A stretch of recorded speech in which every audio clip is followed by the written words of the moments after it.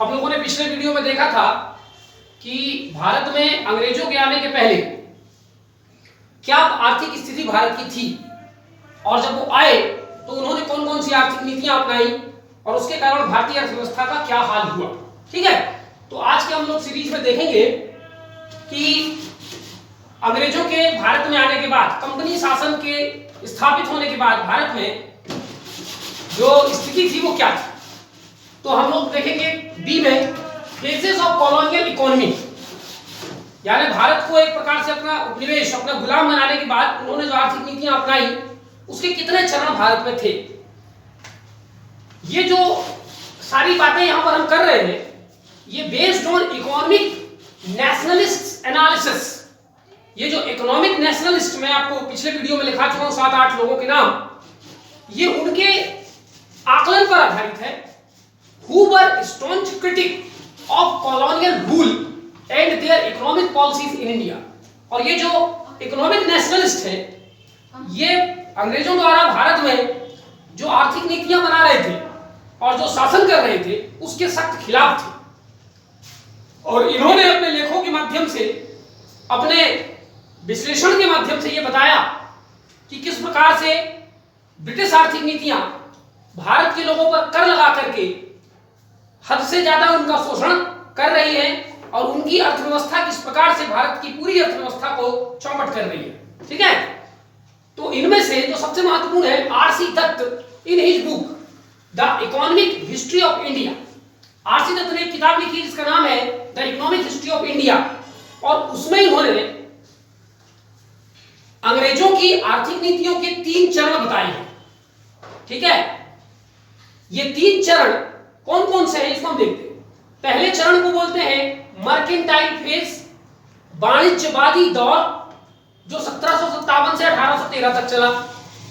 फिर दूसरा चरण था इंडस्ट्रियल कैपिटलिज्म का दौर या phase of unilateral free trade या एक तरफा मुक्त व्यापार का दौर।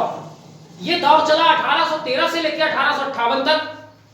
और उनकी अर्थव्यवस्था का या उनकी आर्थिक नीतियों का जो तीसरा चरण चला उसको कहा जाता है फेज ऑफ फाइनेंशियल या इकोनॉमिक कैपिटलिज्म, वित्तीय या आर्थिक पूंजीवाद का दौर, या इसी को कहा जाता है कैपिटलिस्टिक इंपीरियलिज्म यानी पूंजीवादी साम्राज्यवाद का दौर, जो 1858 से 1947 तक का दौर माना जाता है। हालांकि हम लोग इसमें अंग्रेजों की जो नीतियां हैं वो हम 1757 से 1857 तक का स्टडी करेंगे, लेकिन ये कंटिन्यूएशन में है, इसलिए तीसरा चरण फेज ऑफ फाइनेंशियल और इकोनॉमिक कैपिटलिज्म इसको भी हम यहीं पर कवर कर देंगे। तो हम लोग देखते हैं कि जो अंग्रेजों का पहला चरण था मर्केंटाइल फेज 1757 से 1813 यानी वाणिज्यवादी दौर, ये दौर क्या था। इस दौर में माने 1757 से 1813 तक अंग्रेज लोग एक प्रकार से भारत में व्यापारी थे और उनका लक्ष्य भारत में शासन करना, भारत के राज्य क्षेत्रों पर कब्जा करना यह सब नहीं था। 1813 तक जो British East India company Bharat में शासन ना व्यापार करती थी उसका उद्देश्य था कि कैसे भी करके भारत के साथ व्यापार करने का जो एकाधिकार है, हमारी जो मोनोपोली है, दूसरी ब्रिटिश कंपनियां भारत में नहीं आ रही है, उसको मेंटेन रखना और इस हद के साथ इस तरीके से शासन करना, इस तरीके से व्यापार करना भारत में कि उनका लाभ मैक्सिमम से मैक्सिमम हो सके। तो जब तक वो भारत में व्यापारी रहे और व्यापारी के रूप में वो अपना लाभ मैक्सिमम से मैक्सिमम करना चाहते थे, उस दौर को वाणिज्यवाद का दौर कहा गया है। ठीक है, इस दौर में क्या क्या महत्वपूर्ण घटनाएं घटी हम उसको समझते हैं। Monopoly of British East India company in India in trade. ठीक है, व्यापार में भारत के साथ व्यापार करने का जो एकाधिकार था वो ब्रिटिश ईस्ट इंडिया कंपनी के पास था इस पूरे दौर में। और फिर 1813 के चार्टर एक्ट में हमने देखा है कि उनके एकाधिकार को कुछ कम किया गया था। ठीक है, open and direct plunder by British East India company and it's servants. इस समय जो British East India company Bharat में व्यापार करती थी और उसमें काम करने वाले जो कर्मचारी थे वो भारत में खुली लूट मचाए हुए थे। खुली लूट का मतलब है कि भारतीय किसानों से सस्ते दामों में माल खरीदते थे और हम ही को वही माल और फिर यूरोप के देशों को भी वही माल ऊंची कीमत पर बेचते थे। ठीक है, तो खुली लूट मचा रखी थी, मनमाना कीमत, वो कम से कम कीमत में हमसे खरीदते और ज्यादा से ज्यादा कीमत में उसको बेचा जाता था। Investment of Indian revenues to buy Indian goods at cheaper rates and to sell them in Europe at higher cost. क्या करते थे ये लोग? भारत से कम कीमत में भारत से बने हुए कपड़े, भारत से बने हुए जूते, भारत में बने हुए हस्तशिल्प के चीजें, ये सब बहुत कम कीमत में हम लोगों से खरीद लेते थे और फिर इसको एक्सपोर्ट करते थे यूरोप के अन्य देशों में। और मुनाफे का जो अंतर होता था ये हद से ज्यादा अंतर हुआ करता था, कई बार ये अंतर हजारों गुना होता था। तो इस प्रकार से भारत की माल को खरीद करके भारत के बाहर भेज रहे थे, तो एक्सपोर्ट तो हो रहा था और इस एक्सपोर्ट होने से बाहर माने दुनिया के बाहरी देशों का पैसा भारत में आ रहा था, लेकिन उसका लाभ भारत और भारत के लोगों को नहीं मिल रहा था, इसका लाभ मिल रहा था कंपनी को। ठीक है, तो भारत से कम कीमत में माल खरीदा और यूरोप के अन्य देशों में बेच दिया। इस तरीके से उन्होंने अर्न प्रॉफिट, हद से ज्यादा मुनाफा कमाया और उस मुनाफे से जो पैसा आया उसको फिर से निवेश किया। अगेन इन्वेस्टमेंट, कहां कहां निवेश करेंगे? ये निवेश करेंगे, फिर से भारतीय माल खरीदेंगे और उनको यूरोप भेजेंगे। ठीक, दूसरा उन्होंने निवेश क्या किया? भारत में उन्होंने मिलिट्री रखना शुरू कर दिया और मिलिट्री के रखरखाव और अपने कंपनी वगैरह के जो कर्मचारी थे उनके सैलरी वेतन इत्यादि में उसको फिर से उस पैसे को लगा दिया। यानी 1757 से 1813 का दौर था। 1757 के पहले की भी यदि हम स्थिति देखें तो 1757 से पहले तक व्यापार जो करते थे अंग्रेज लोग, उसके लिए उनको जो पैसे की कमी पड़ती थी वो अपने देशों से पैसा मंगाते थे, ब्रिटेन से पैसा मंगाते थे और भारत में अच्छी कीमत में माल खरीदते थे और उनको फिर ले जाकर के लंदन और बाकी यूरोप के देशों में बेचते थे। तो उस समय भारतीय उद्योगपतियों का या भारतीय लोग जो बनाते थे उनकी वस्तुओं का ज्यादा शोषण नहीं होता था। लेकिन 1757 में प्लासी का युद्ध जीतने के बाद अब चूंकि उनकी एक प्रकार से सुपीरियरिटी स्थापित हो चुकी थी भारत में, तब उन्होंने लूट मचाना शुरू किया। रॉबर्ट क्लाइव ने ये जो कंपनी भारत में लूट कर रही थी, जनता को परेशान कर रही थी, कम कीमत में उनका माल खरीदती थी और ऊंची कीमत में बेचती थी, इस प्रकार की, अच्छा इसके अलावा उनके जो कर्मचारी थे वो हमारे राजा महाराजाओं से और हमारे जो अमीर जमींदार टाइप के लोग होते थे उनसे भी रिश्वत लिया करते थे और फिर एक फरमान था उनके पास जिसमें से वो कहते थे कि हम जो माल बेचेंगे उन पे कर नहीं लगेगा। तो अगर वही भारतीय उत्पादक एक शर्ट बनाकर के भारत में बेचेगा तो उस पे कर लगेगा, लेकिन उस शर्ट को सस्ते कीमत में खरीद लिया अंग्रेजों ने और कर भी नहीं लग रहा है और वही माल को भारत में भी बेच रहे हैं और वही माल को यूरोप में भी बेच रहे हैं। तो कुल मिलाकर के लूट मची हुई थी। इनके अधिकारी भी लगातार रिश्वत लेते थे, फरमान का दुरुपयोग करते थे, हमारे राजाओं महाराजाओं से अवांछित डिमांड करते थे। और 1757 के बाद मीर कासिम मीर जाफर के साथ क्या हुआ ये हम आपको पहले स्टोरी में समझा चुके हैं। तो इस प्रकार की लूट के माहौल को देखकर रॉबर्ट क्लाइव जो 1757 से 1765 तक गवर्नर रहा बंगाल का, उसने एक स्टेटमेंट दिया है, I have never seen this type of corruption and open plundering of Fortune of a country. इन्होंने कहा है कि किसी देश की जो संपदा है, उसका जो रिसोर्स है, उसकी जो धन संपत्ति है, उसको इस तरीके से लूटते और इस तरीके का भ्रष्टाचार मैंने आज तक कहीं नहीं देखा। Which was taking place at Bengal, जो बंगाल में हो रहा था 1757 से 1765 तक। तो इस हद की भ्रष्टाचार और इस तरीके का लूट मचा हुआ था। कंपनी के जलवे थे, भारतीय लोग, भारतीय राजा, भारतीय जनता, भारतीय जो लोग उत्पादक थे वो सब अंग्रेजों के लूट का शिकार थे। ठीक है, एक और स्टेटमेंट है किसी इतिहासकार का, उसका नाम तो नहीं मालूम, समझते हैं उन्होंने क्या कहा।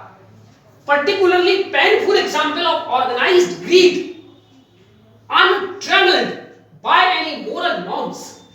एक ऐसी दर्दनाक उदाहरण मिलता है बंगाल में लूट का, जो किसी भी नैतिकता के मापदंड की परवाह किए बिना केवल एकमात्र उद्देश्य था कंपनी का, लूटो लूटो लूटो, अपना फायदा अपना फायदा अपना फायदा। ठीक है, तो ये ऐसे स्टेटमेंट का आपको ध्यान रखना। एक और स्टेटमेंट हम समझते हैं, India a best hunting ground for capital by the British East India company to develop industrial capitalism in Britain. वास्तव में हम आगे देखेंगे कि ब्रिटेन में जो औद्योगिक क्रांति हुई उसके लिए जो आवश्यक धन था वो यहीं से आया। भारत से लूट लूट करके जो धन ब्रिटेन भेजा जा रहा था, उन्हीं धन की बदौलत बड़े बड़े जो ब्रिटेन के 217 कंपनियों ने मिलकर के ब्रिटिश ईस्ट इंडिया कंपनी बनाई थी, इन्हीं लोगों ने ब्रिटेन में औद्योगिक क्रांति लाने का काम किया, क्योंकि उनको पूंजी की कमी नहीं थी। यहां से उनकी कंपनी भयानक लूट कर करके सारा पैसा जो है वो ब्रिटेन भेजती थी। ठीक है, और इंडिया को इन्होंने एक शिकार का मतलब एक शिकारी जगह जैसा महसूस किया कि एक हंटिंग ग्राउंड है जहां पर ये भारत की संस्कृति, भारत के लोग भारत की अर्थव्यवस्था का शिकार करने आए थे। इन्होंने यहां से शिकार किया, हमारे उद्योग धंधे सबको चौपट किया और वहां से जो मुनाफा कमाया वो ब्रिटेन भेजा। ठीक है, रेवेन्यू एडमिनिस्ट्रेशन 1757 और 1765 के बाद जब बंगाल, बिहार, उड़ीसा की इनको दीवानी मिल गई, दीवानी माने आप वहां से कर भी वसूल कर सकते हैं, तो अब इनको डबल मुनाफा होने लगा। रेवेन्यू एडमिनिस्ट्रेशन से भी पैसा आने लगा, जहां पर इन्होंने पहले इजारेदारी सिस्टम लाया, फिर परमानेंट सेटलमेंट सिस्टम लाया। ठीक है, तो यहां से हमारे किसानों, हमारे उद्योगपतियों, हमारे जो छोटे छोटे उत्पादक थे, उन पर भारी मात्रा में कर लगा करके इन्होंने अपना रेवेन्यू इकट्ठा किया। इसके अलावा प्रॉफिट ऑफ ट्रेड, व्यापार से जो इनको मुनाफा होता था, coupled each other for direct plunder, ये दोनों एक दूसरे को सहयोग करते थे। यहां से मुनाफा हुआ, यहां से भी मुनाफा हुआ, ये दोनों मुनाफा डबल मुनाफा हो गया, अर्थात लूट दुगनी हो गई। रेवेन्यू के नाम पे भी लूट कर रहे थे और ट्रेड के नाम पे भी लूट कर रहे थे।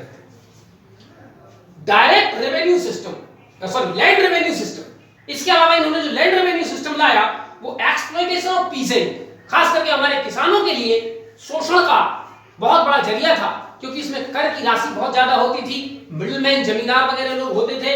ठीक है, और इन सब के कारण ह्यूज ड्रेन ऑफ वेल्थ, अब यहां से रेवेन्यू से जो पैसा कमा रहे थे, व्यापार से जो पैसा कमा रहे थे, उसमें से काफी ज्यादा मात्रा में अपनी कमाई का जो धन है वो अपनी कंपनी को वापस भेजते थे। ठीक है, ड्रेन ऑफ वेल्थ, भारत से धन काफी मात्रा में ब्रिटेन जाने लगा।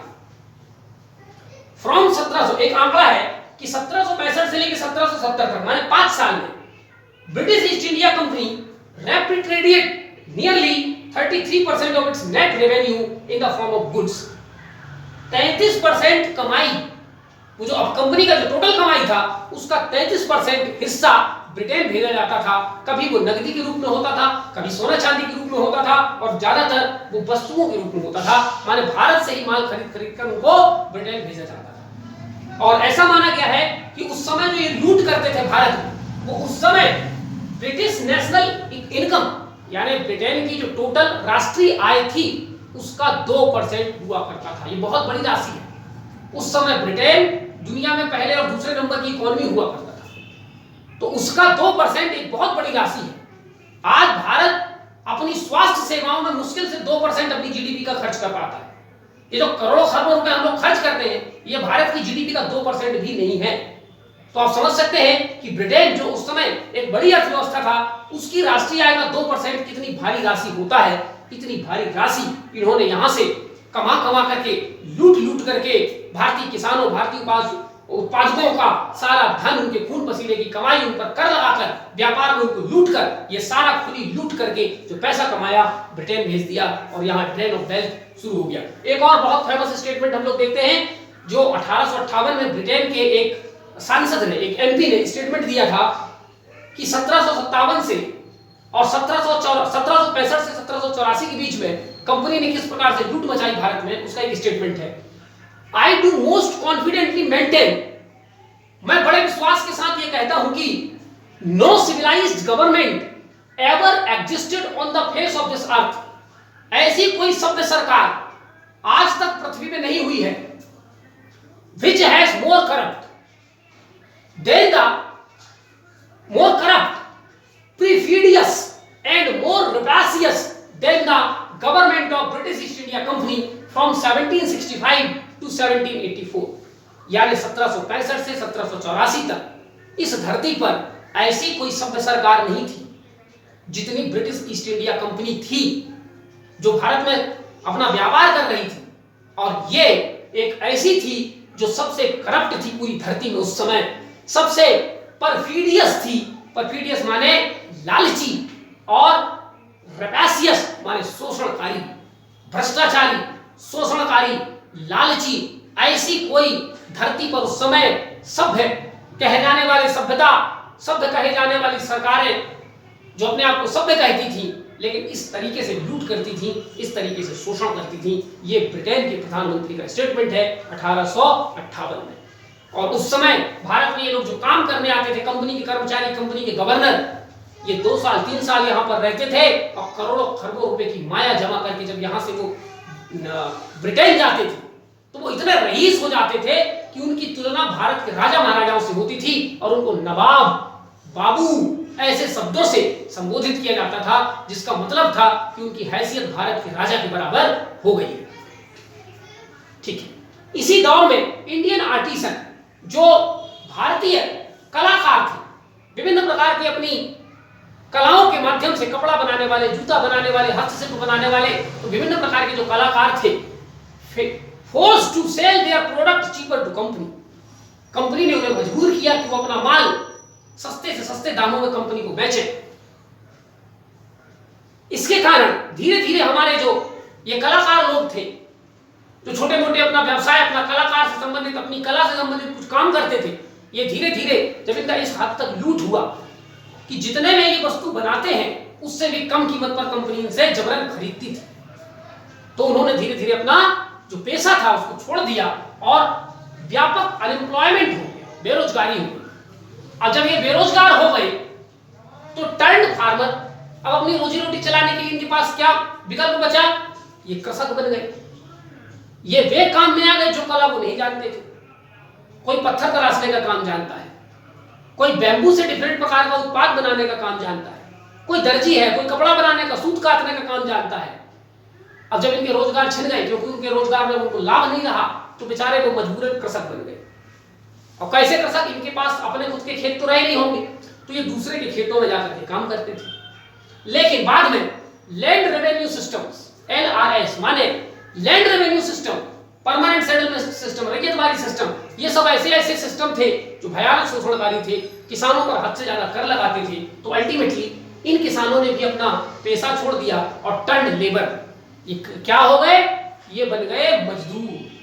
तो आप देखिए कि कैसे हमारे यहाँ वे लोग जो भारत में बड़े बड़े उत्पादन का काम करते थे, जिनके पास बड़ा बड़ा कौशल था, वो मजबूर हुए किसान बनने पर, फिर वही मजबूर हुए मजदूर बनने पर। यह था प्रथम दौर अंग्रेजों का, जिसको मर्केंटाइल फेज, वाणिज्यवादी फेज, वाणिज्यवाद माने वस्तुओं को बेच करके मुनाफा कमाने की प्रवृत्ति वाणिज्यवाद कहलाती है। ठीक है, अब पहला दौर हो गया। अब हम आते हैं दूसरे दौर, इंडस्ट्रियल कैपिटलिज्म का दौर, अर्थात औद्योगिक पूंजीवाद का दौर, या phase of unilateral free trade 1813 से 1858 तक। यह दौर क्या है हम इसे समझते हैं।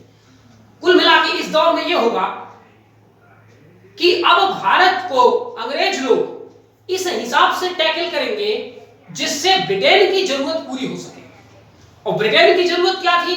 ब्रिटेन में भारी मात्रा में औद्योगिक क्रांति हो रहा था, वहां भारी मात्रा में वस्तुएं बन रही थी। उन वस्तुओं को बेचने के लिए उन पूंजीपतियों को बाजार की जरूरत थी, और इसी बाजार के रूप में उन्होंने भारत को देखा। और इसके अलावा उनको कच्चे माल की जरूरत थी। तो इस दौर में भारत को भारत के नजरिए से नहीं, भारत की जरूरत से नहीं, भारत के लोगों की जरूरत से नहीं, ब्रिटेन और उनके पूंजीपतियों की जरूरत के हिसाब से भारत को देखा गया। और ब्रिटेन में बने हुए माल को भारत में लाकर बेचा जाता था, भारी मात्रा में मुनाफा कमाया जाता था, जिसके कारण भारतीय उद्योग, कृषि, ये सब नष्ट हो गए। और भारत से कच्चा माल, हमारे किसानों से वही माल कृषि के रूप में उत्पन्न करवाया जाता था जिनको ब्रिटेन के उद्योगों की जरूरत थी, जैसे कपास है, मील है, और मस्टर्ड है, फूड ग्रेन्स थोड़े मोड़े जो उनको चाहिए खाने के लिए, क्योंकि वो तो औद्योगिक देश है। तो भारत को कच्चे माल का स्रोत के रूप में और ब्रिटेन में बने फिनिश गुड्स के बाजार के रूप में देखा जाने लगा। ठीक है, तो ये दूसरा दौर क्या है, हम इसको थोड़ा डिटेल से समझते हैं। Followed industrial revolution in Britain and focused to fulfill British capitalist needs or benefits।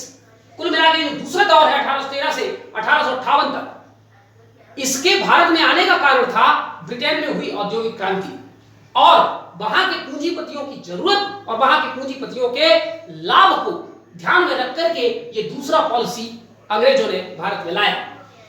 British industrial revolution led by Indian capital drained out from India during the first phase। यहां आपको ध्यान रखना है सन 1800 के आसपास ब्रिटेन में औद्योगिक क्रांति शुरू हो चुकी थी, लेकिन इस औद्योगिक क्रांति को लाने के लिए वहां पर भारी मात्रा में जो धन खर्च किया गया था वो धन अल्टीमेटली भारत से आया था।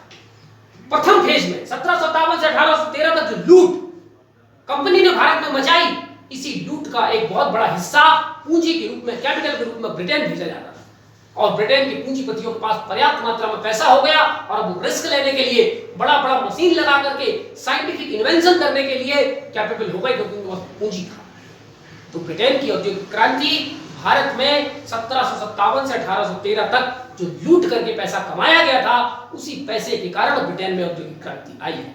ये ध्यान रखिए, अगर ब्रिटिश वाले कभी भारत नहीं पहुंचते तो दुनिया में सबसे पहले क्रांति जो औद्योगिक क्रांति ब्रिटेन में हुई है वो ना हुई, क्योंकि उनके पास इतना पूंजी नहीं था, इतना पैसा नहीं था। वो पैसा भारत से लूट लूट करके और वो एक वैज्ञानिक और औद्योगिक और सक्षम देश बने।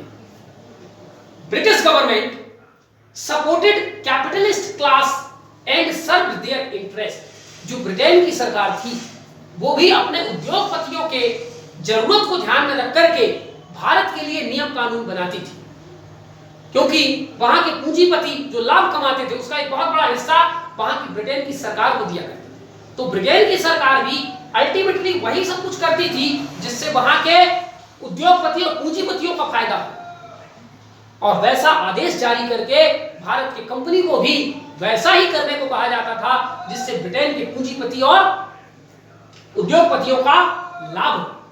अब ब्रिटेन के जो पूंजीपति और उद्योगपति थे वो एडम स्मिथ के free trade, market economy, laces fair ऐसे सिद्धांत से प्रभावित हुए और वहां की सरकारों को कहा कि जो ब्रिटिश ईस्ट इंडिया कंपनी का मोनोपोली है भारत में व्यापार करने का, भारत तो सोने की चिड़िया है, उसको लूटने का अधिकार केवल एक कंपनी को नहीं होना चाहिए, हम भी लूटेंगे, हमें भी ब्रिटेन जाने दिया जाए।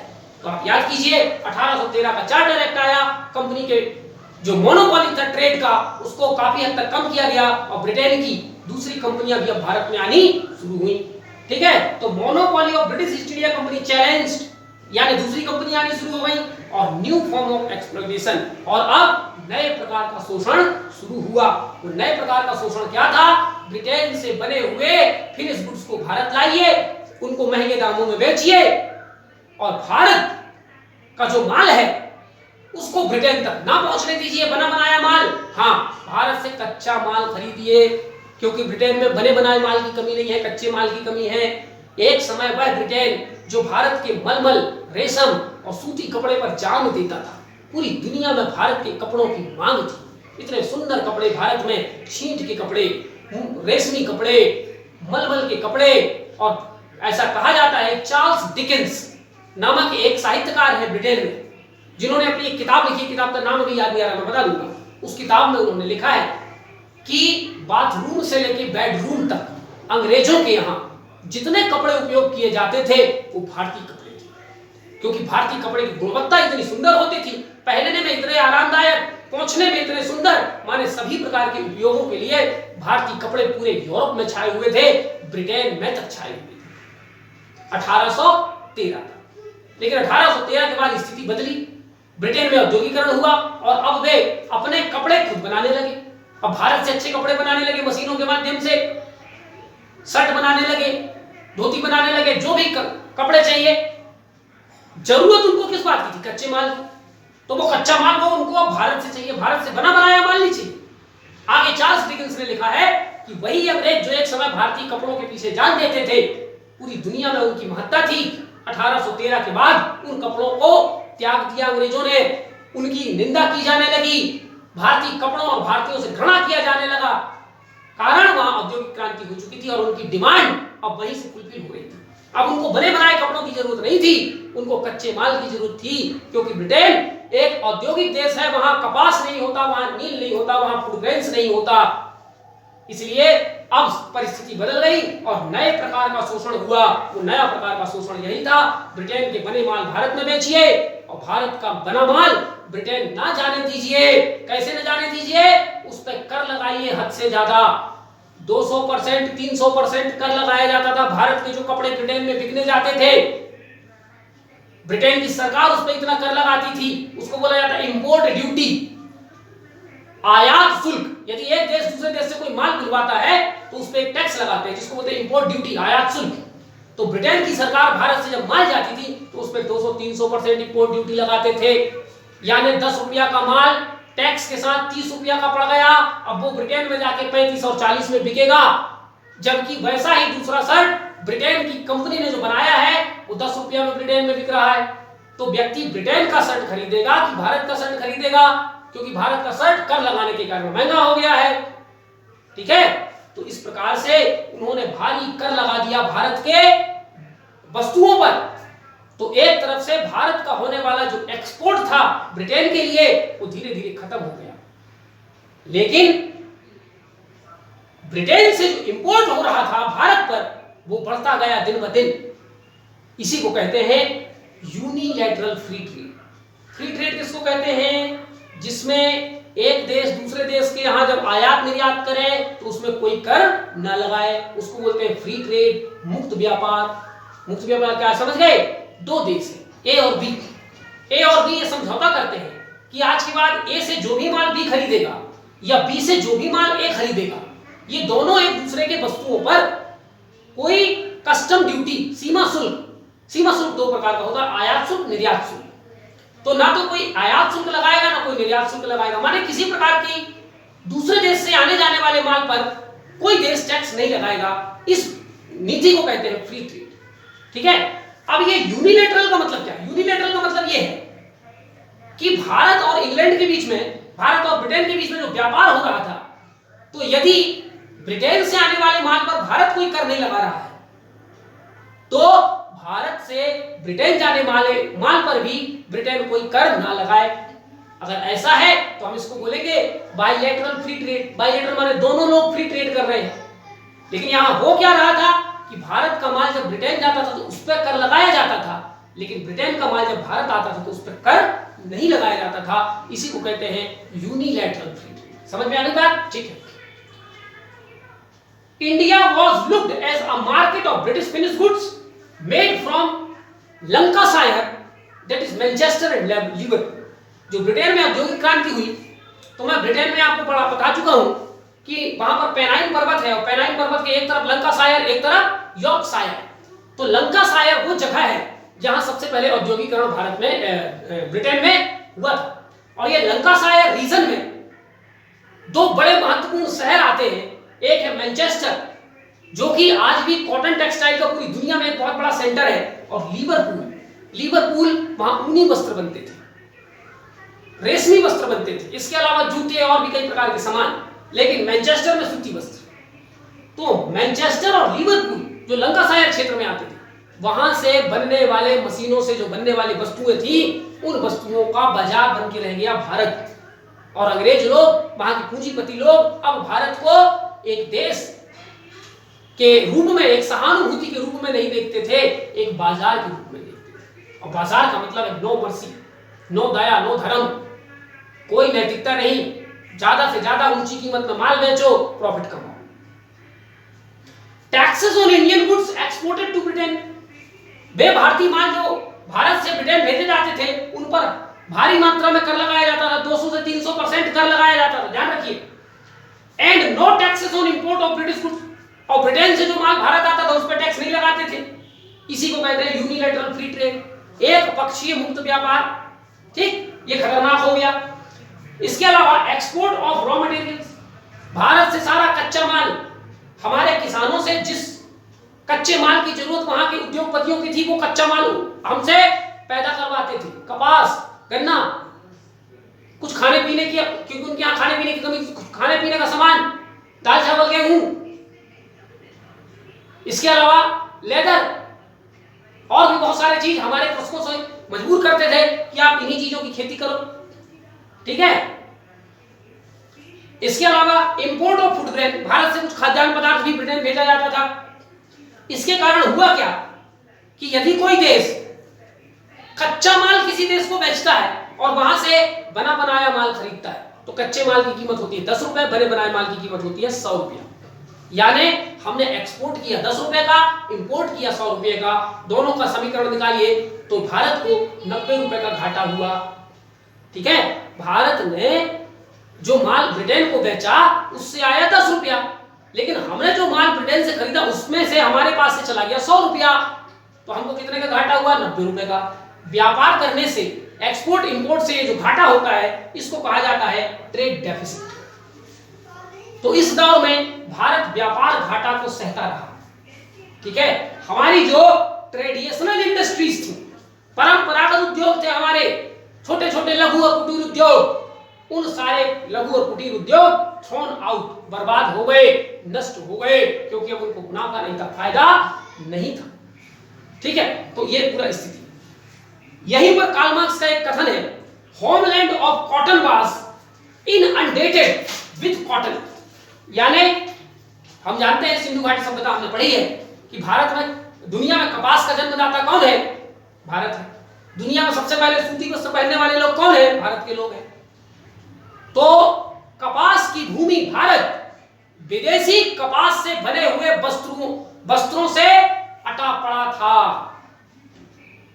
कपास की भूमि भारत विदेश से बने हुए कपास के वस्त्रों से भरा पड़ा था। उसके बाजार में ब्रिटिश कपास से बने हुए शर्ट और भी कपड़े सब भारत में बेचे जा रहे थे। कार्ल मार्क्स का एक स्टेटमेंट है जो ये बताता है कि किस हद तक उन्होंने हमारा दुरुपयोग, हमारा शोषण और हमें मजबूर किया कि दुनिया को सबसे पहले सूती कपड़ा पहनाने वाला भारत आज ब्रिटेन से बने हुए सूती कपड़े पहनने पर मजबूर है, इस ब्रिटिश ईस्ट इंडिया कंपनी की नीतियों और उनके लालच की प्रवृत्ति के कारण। दिस फॉर्म ऑफ एक्सप्लॉयटेशन, अब ये वाला जो शोषण था पहले वाले की तुलना में, पहला वाला क्या था? हमारा माल हमसे बेच करके, खरीद करके उसको ब्रिटेन में, कम से कम हमारा माल बिक तो रहा था। भारत को उस समय व्यापार घाटा नहीं था, भारत को केवल यह नुकसान था कि 10 रुपया की चीज अंग्रेज मजबूर करके हमको 2 रुपया 3 रुपया में खरीदते थे। ठीक है।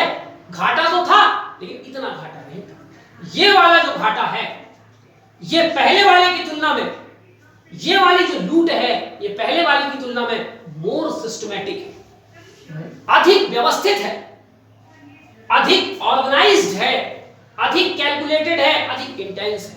यानी ये वाली लूट पहले वाली की तुलना में ज्यादा सोच समझ करके की जाने वाली लूट है। नीति बना करके, पॉलिसी बना करके और सोच समझ करके तीव्र गति से लूट करने का ये दौर सेकंड वाला रहा है। Britain become workshop of the world. इसी पीरियड में ब्रिटेन ने भारत को गुलाम बनाया और दुनिया के कई देशों को गुलाम बनाया, और जिन जिन देशों को गुलाम बनाया वहां से कच्चा माल लेकर के ब्रिटेन में ले जाकर के हमारी जरूरत का चीज अब ब्रिटेन में बनता था। हमें क्या चाहिए? हमारे से कच्चा माल लिया, ब्रिटेन ले गए, हमको जूते चाहिए, हमसे चमड़ा ले लिया, हमको शक्कर चाहिए, हमसे गन्ना ले लिया।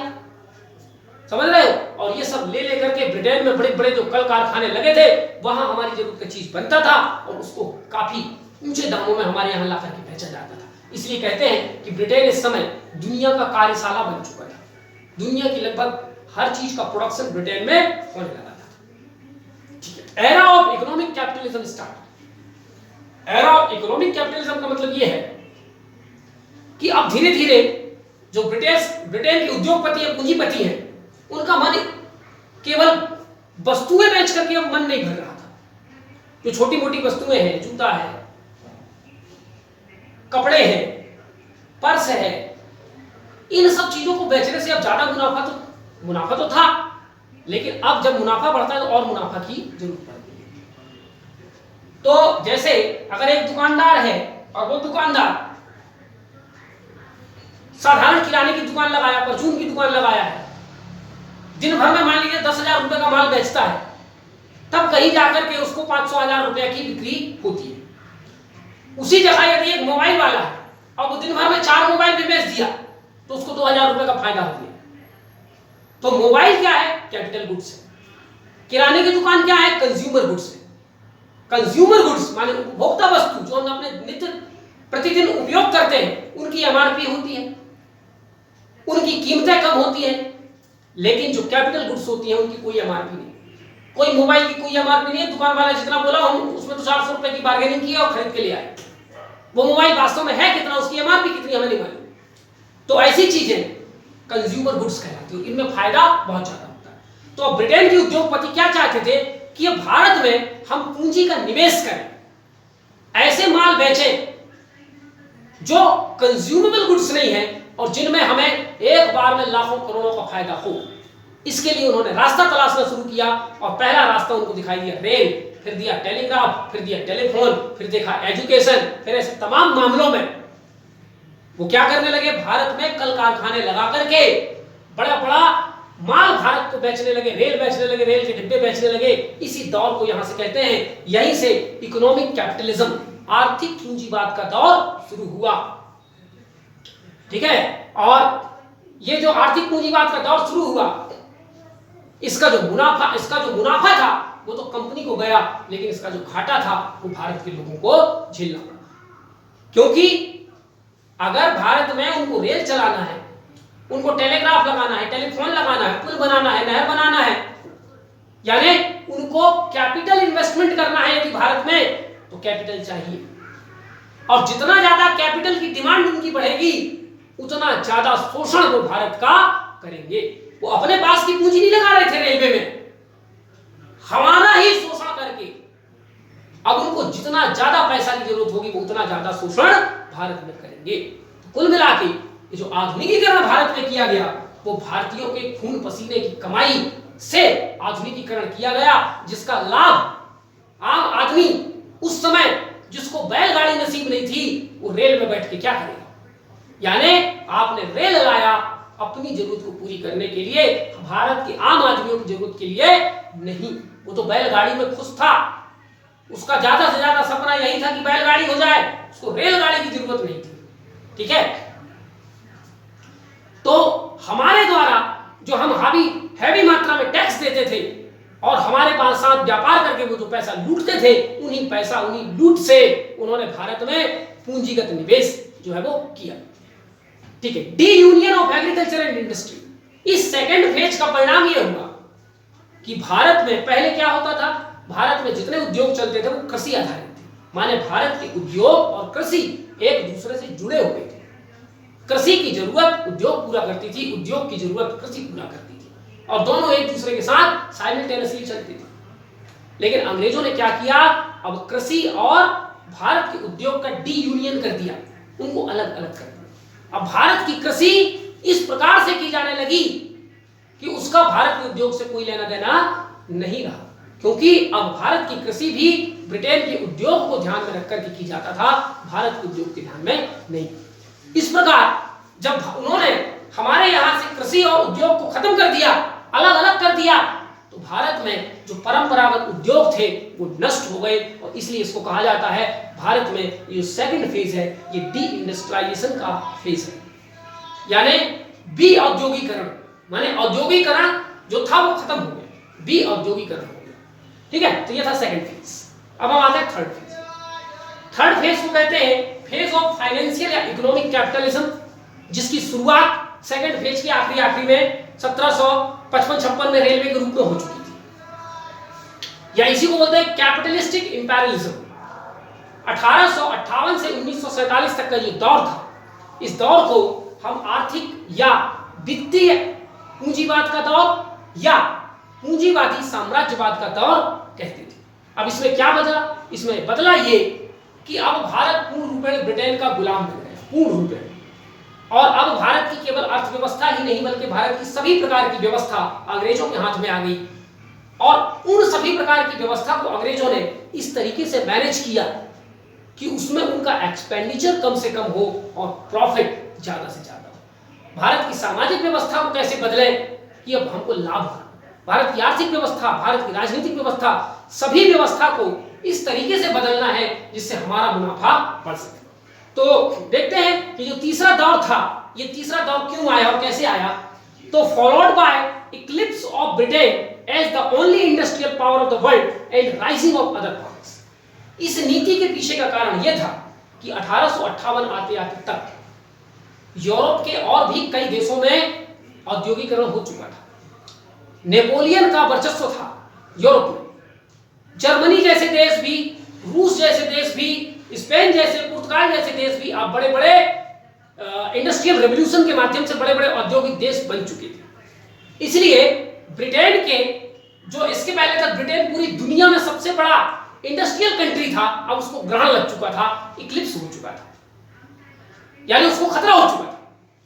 इस खतरे को ध्यान में रखते हुए ब्रिटेन ने ऐसी नीति अपनाई कि भारत पर किसी और का कब्जा न होने पाए, यानी भारत पर अब केवल आर्थिक नहीं बल्कि सामाजिक और राजनीतिक पकड़ भी मजबूत करनी पड़ेगी, क्योंकि फ्रांस का डर था, जर्मनी का डर था कि कहीं फ्रांस और जर्मनी भारत पर अपना कब्जा ना कर ले। ठीक है, तो जो एक इंडस्ट्रियल पावर था ब्रिटेन, 1858 आते आते तक उसके जैसे और भी कई इंडस्ट्रियल पावर भारत में, दुनिया में होने लगे। उनसे ब्रिटेन को हैवी कंपटीशन था, डर था, उसको भारत के छीनने का डर था।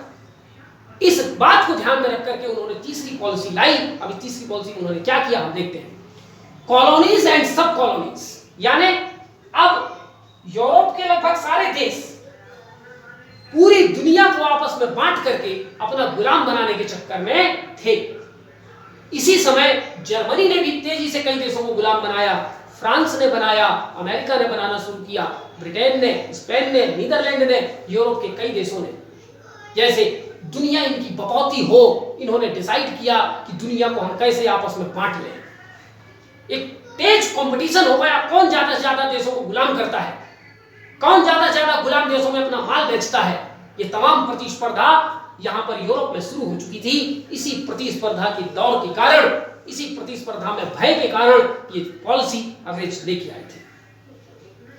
इंडिया मोस्ट इंपोर्टेंट कॉलोनी, अंग्रेजों की सबसे ज्यादा जो गुलाम थे, गुलाम देश थे, उपनिवेश देश थे, उनमें सबसे महत्वपूर्ण था भारत।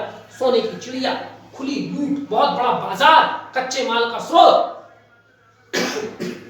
ऐसे सोने की चिड़िया को ब्रिटेन किसी भी कीमत में नहीं खोना चाहता था। इसलिए वो तैयार हो रहा था कि जर्मनी, जापान, ब्रिटेन, कोई और दूसरा देश भारत पर आंख न उठा पाए।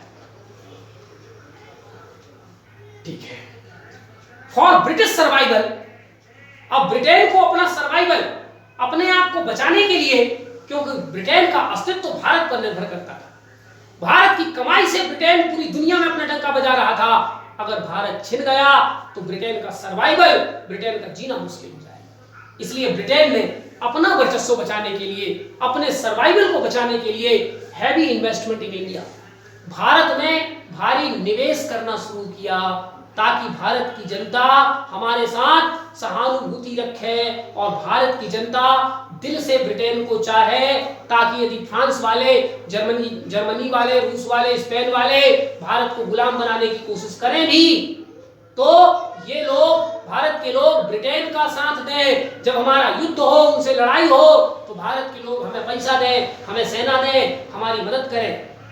ये कब होगा? जब हमें सहानुभूति मिलेगी भारतीय जनता की। वो सहानुभूति कब मिलेगी? जब हम अपने लूटवादी चरित्र से बाहर आकर के कुछ ऐसा काम भारत में करेंगे जिससे ब्रिटेन के, भारत के लोगों को लगे कि ब्रिटेन तो वास्तव में दुनिया का सर्वोच्च देश है, दयालु देश है, बड़े बड़े विज्ञान, प्रौद्योगिकी और ऐसी करामाती चीजें भारत में लेके आ रहा है। ट्रेन ला रहा है, टेलीफोन ला रहा है, टेलीग्राफ ला रहा है, बड़े बड़े इंजीनियरिंग के माध्यम से पुल बनाए जा रहे हैं, सड़कें बनाई जा रही हैं। ये था हैवी इन्वेस्टमेंट किया भारत में दिखावे के लिए, क्योंकि ये भारत की जनता का समर्थन चाहिए था। भारत के लोगों को और दुनिया को ये बताना था कि देखो हम भारत में कितना विकास का कार्य कर रहे हैं, हम भारत के लोगों को लूटने नहीं आए हैं, हम भारत के लोगों को शब्द बनाने आए हैं, भारत का आधुनिकीकरण आए हैं। इनमें दम नहीं है रेल चलाने का, हम चला रहे हैं, भारत में चला रहे हैं, देखो भारत में कितना लाभ हो रहा है। ये तमाम बातें समझाने के लिए और अपने अस्तित्व को बचाने के लिए heavy investment in India, Bharat में रेलवे, टेलीग्राफ, टेलीफोन, इंजीनियरिंग, ये तमाम चीजों में क्या किया गया, भारी निवेश किया गया। लेकिन इतना भारी निवेश करने के लिए ब्रिटेन के जो पूंजीपति कर रहे थे उनको कर्जा लेना पड़ा। ब्रिटेन में जो कंपनी थी, उस कंपनी को, ब्रिटेन की वो कंपनी जो रेल चला रही थी, उसको 5% मुनाफा देना था। तो कंपनी अपनी पैसा की जरूरत को पूरा करने के लिए भारी कर्जा लिया दूसरे देशों से, ब्रिटेन के राजा महाराजाओं से।